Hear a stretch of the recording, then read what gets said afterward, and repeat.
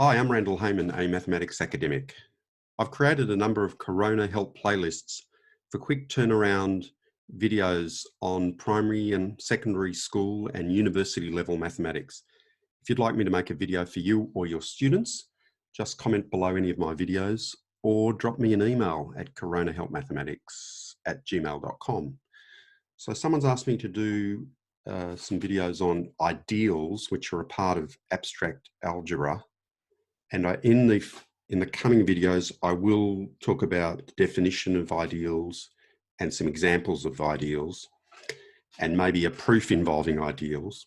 But I wanted to start off with history, the history of ideals. It's often a good idea, and it's just interesting to look back at what's the history of the development of some of these mathematical ideas. It sort of puts it in context. If you're only interested in definitions and proofs and examples, well, stop right now, and go and do something better and wait for my other videos. But for those that are interested, so if we go back to about 1850, there was a lot of interest in trying to prove Fermat's last theorem, the famous Fermat's last theorem. If you're interested in Fermat's last theorem, I've got a very nice video on it, on the proof, intro to the proof of Fermat's last theorem. But basically it said where x, y, and z are integers, that you can't have this equation being true for some n greater than 2. So that was too hard to prove in 1850. So what they did was they said, let's prove something simpler. Let's prove, or try and prove, x to the p plus y to the p does not equal z to the p, where p is greater than 2, but here p is a prime. So I suppose I could have said p is an odd prime. Anyway, there was a mathematician, Lamé. I'm not sure which way the accent goes.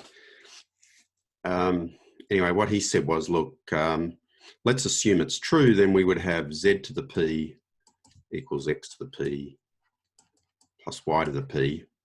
And now what he did was, is a trick. It's a good trick actually, and I've done other things where I've used this trick. It's a good trick. What we do is we say, and I've mentioned this in a few videos actually in my pre-Corona help videos. This is all about integers, but there's nothing to stop us trying to solve it in a bigger field, such, or whatever, not field, a bigger set. And so one is the complex. We could try and factor it in the complex numbers. If you work this out, it actually, I think, factors.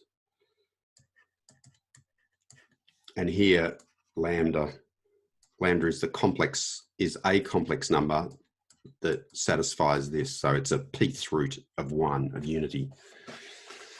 Anyway, you don't have to worry too much about it. Don't get too worked up about it. Anyway, so what Lamé said was, look, I can show that, you know, that if we take any two of these up here, say x to the y to the m times y, and x to the, say, alpha to the k times y, and we work out the GCD, we can show that the GCD of that is equal 1. Sorry, I should write GCD there. Greatest common divisor of any of them, any pair is 1. And so then he concluded, he said, well, that means therefore x plus, say, any of these is a pth power.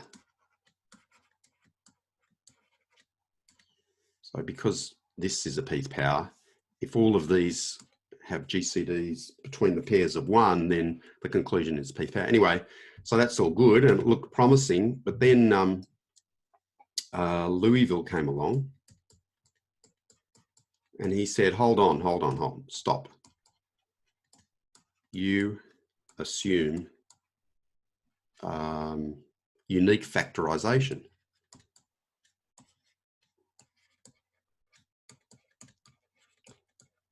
And that's natural to assume that, because like in the integers,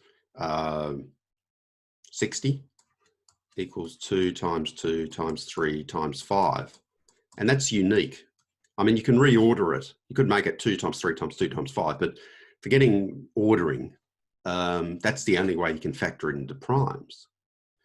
And so that caused a bit of a problem. And then finally, Kummer came up, and Kummer, who was another mathematician, and he said, well, for p equals 23, so back here, let p equal 23, he said p equal 3 factorization is not unique. He actually proved that.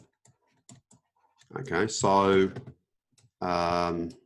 so then the idea was, Kummer came up with this idea, which was later developed by Dedekind, which was ideals.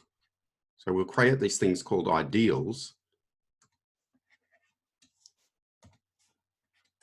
And that will then lead off to prime ideals. And here, with these ideals, here, factorization is unique.